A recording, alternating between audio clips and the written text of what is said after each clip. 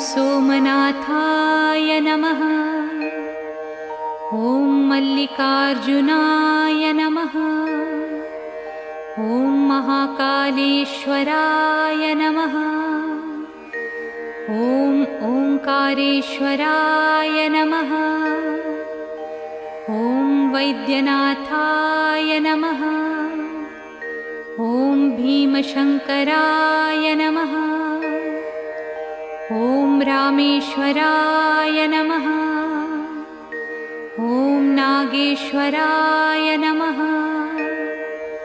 ॐ विश्वेश्वराय नमः। ॐ त्र्यंबकेश्वराय नमः। ॐ केदारेश्वराय नमः। ॐ भुस्मेश्वराय नमः।